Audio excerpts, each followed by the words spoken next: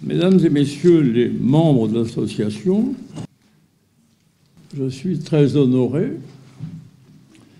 de participer aujourd'hui à votre assemblée générale. J'ai écouté M. Troubetskoy décrire avec beaucoup de soin les activités de l'association et son financement, ainsi que le président Mariani qui a exposé le programme des années 2014 et 2015.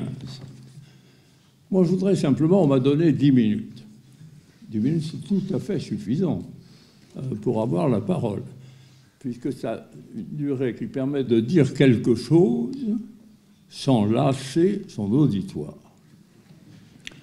Alors, je voudrais vous dire simplement 2 remarques.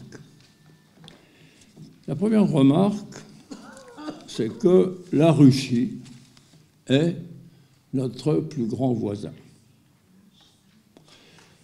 Elle s'étend sur une superficie qui est 33 fois plus grande que la France et 4 fois plus grande que l'Union européenne.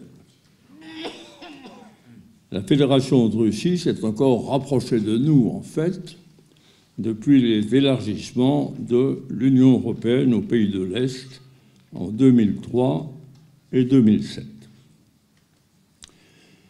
L'histoire partageait, la longue histoire, non pas l'histoire de quelques années, mais l'histoire de plusieurs siècles, nos cultures, nos intérêts vont dans le sens d'une association entre nos pays.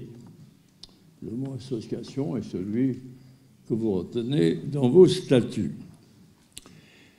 Oui, la Russie est un de nos partenaires naturels.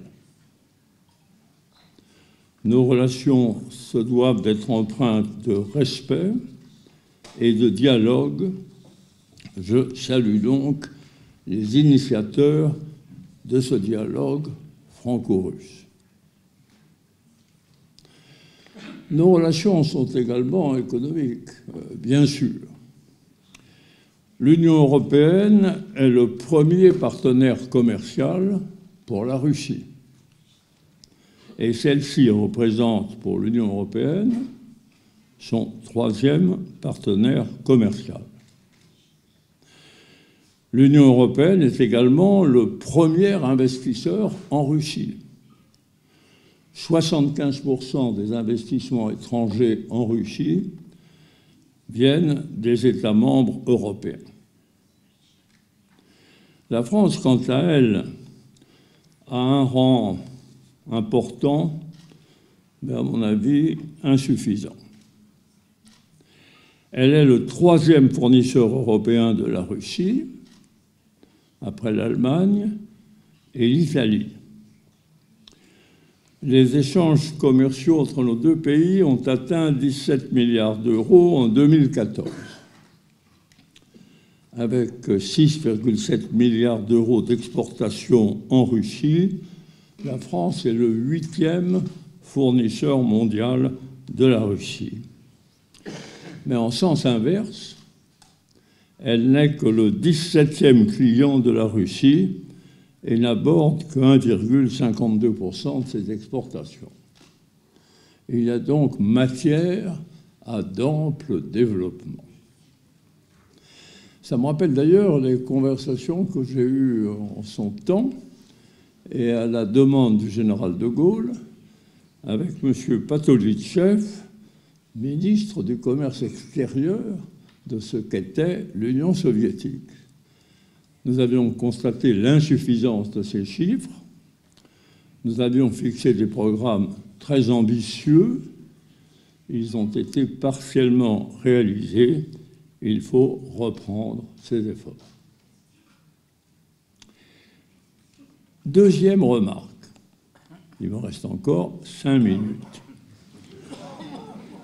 La culture et la spiritualité russe sont proches parentes de la culture et de la spiritualité européenne. Et elles sont en réalité toutes les 2 issues du même patrimoine gréco-latin. Ceci nous impose de rester fidèles à un système de valeurs qui repose sur le respect de la loi et des engagements internationaux. La question de l'entrée de la Russie dans l'Union européenne ne se pose pas et ne se posera pas en raison de la dimension sibérienne de la Russie. L'Union européenne ne peut pas, en effet, avoir de frontières communes avec la Chine. Mais il y a d'autres moyens d'entretenir et de relancer notre relation de bon voisinage. Le partenariat oriental qui a été mis en place par l'Union européenne en 2009 avec les États de l'Est nouvellement voisins est malheureusement en train d'évoluer en une sorte de lutte d'influence entre l'Europe et la Russie. Et je le regrette, je ne crois pas que ce soit le sens de cette initiative. Et je salue ici les propos tenus récemment par le ministre allemand des Affaires étrangères, Frank-Walter Steinmeier, à Washington. Il a dit ceci, alors je vous le dis en anglais, vous avez des traductions en français et en russe, j'espère que vous me comprendrez quand même.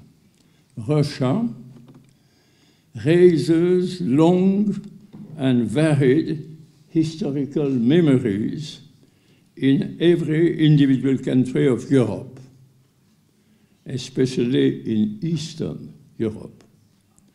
We need to be sensitive to those history and to the future. To us, in Europe, Russia will always be our biggest neighbor. Parmi tous les pays voisins de l'Union européenne, celui qui constitue le premier partenaire privilégié, et vous savez que les textes juridiques de l'Union européenne prévoient l'existence de ces partenaires privilégiés, le premier, c'est la Russie. Aussi faut-il maintenir avec elle un dialogue constructif et ouvert, cherchant calmement des solutions pacifiques aux problèmes que l'on peut rencontrer et que d'ailleurs on rencontre au cours des derniers mois. Ces solutions existent. Il faut leur donner la priorité sur les tentations d'affrontement. Dans le cas de l'Ukraine, il s'agit d'évoluer vers une confédération ukrainienne, respectueuse des identités et des responsabilités de ses composantes, et qui constituera un lien pacifique entre l'Union européenne et la Russie. Ceci sera facilité par la relance des liens de coopération commerciaux et technologiques qu'il faut rétablir pour l'avenir.